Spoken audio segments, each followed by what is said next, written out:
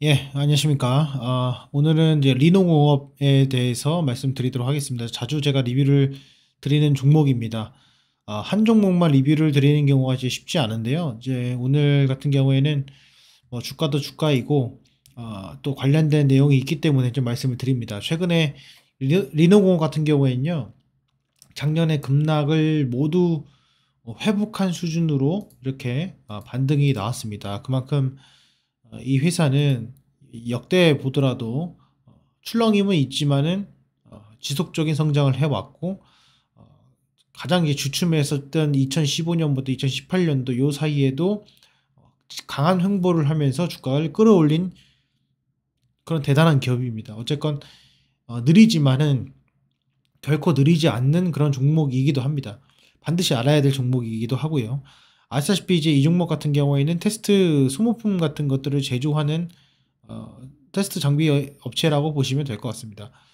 어, 이 회사의 가장 큰 장점은 안정성, 그리고 엄청난 경영 철학, 그리고 한우물만 파는 정신, 이런 것들을 들 수가 있는데, 제가 오늘 이걸 왜 설명드리냐면은 최근에 이제 다른 반도체 종목들에 비해서 강하게 올라온 여러 가지 이유가 있습니다. 뭐 다들 아시겠지만 이제는 이제 비메모리 반도체의 수요가 증가하게 되고, 그 수요에 여러 가지 이유가 있는데, 뭐 과거 뉴스지만은 뉴스를 하나 좀 말씀을 드려보면은 보시면은 차량용 반도체 시장 확대 수혜 기대라고 나와 있습니다.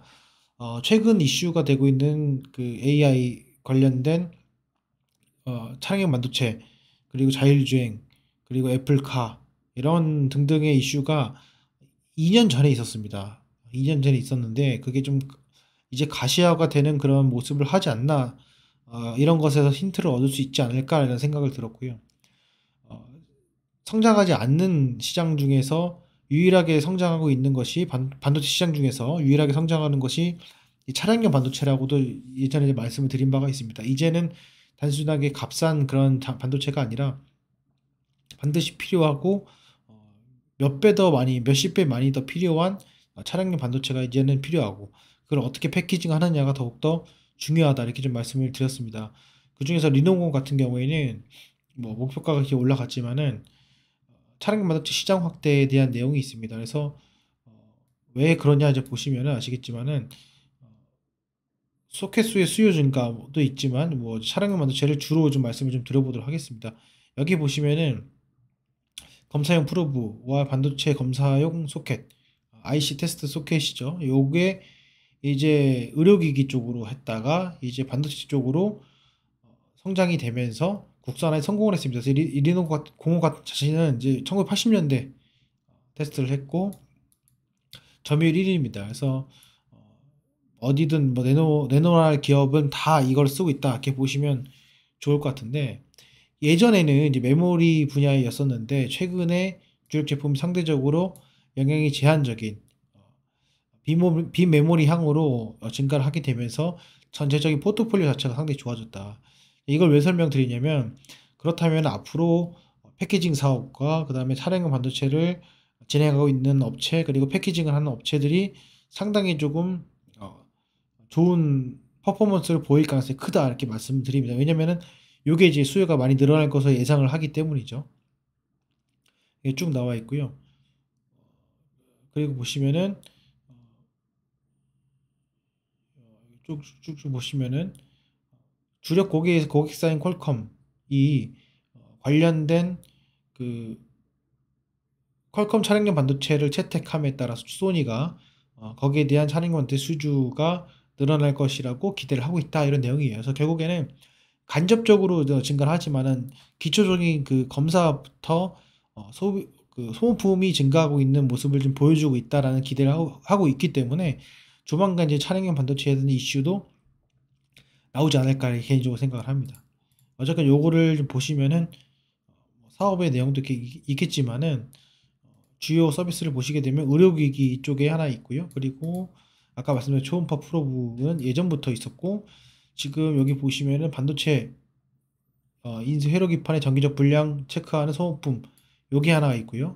그 다음에 최근에 이제 증가하고 있는 것이 요두 번째입니다. 그래서 요게 점점 좀 늘어나고 있는 추세이다, 이런 내용입니다. 그리고 보시면은 3만여 종의 제품을 생산하고 있다라고 합니다. 그래서 더더욱더 이제는 비메모리 시스템 반도체에 대한 테스트의 그런 그 진입 장벽이 높아지기 때문에, 그럼으로써 이제 그 리노공업이 갖고 있는 그런 강점들이 이제 나타나고 있다, 이렇게 좀 말씀을 좀 드려보고 싶습니다. 그래서 다시 차트로 좀 돌아와 보시면은 그렇게 좀 회복을 했고, 이런 모습은 다른 반도체 종목들의 약간 선행하는 모습. 그래서 앞으로 보여줄 패키징, 그다음에 차량용 반도체, 그다음에 비메모리 반도체에 대한 조금 청사진을 좀 보여주고 있는 것이 아닌가라는 추정을 좀 해봅니다. 그래서 이렇게 지금 하고 있고요. 그래서 이제 요거를 투자자별 매매 동향 보시면은 최근에 이제 외국인의 매수세가 있고, 단점으로는 이제 거래량이 상당히 없다는 점이어서 이거를 뭐 쉽게 매도하기 상당히 어렵습니다. 그래서 속된 말로 저 이런 말이 있었어요. 리노 공업 같은 경우에는 매수를 하면은 후회는 없지만은, 매도를 했을 때 항상 후회하는 종목 중에 하나가 이 리노 공업이다, 이렇게 또 말하기도 합니다.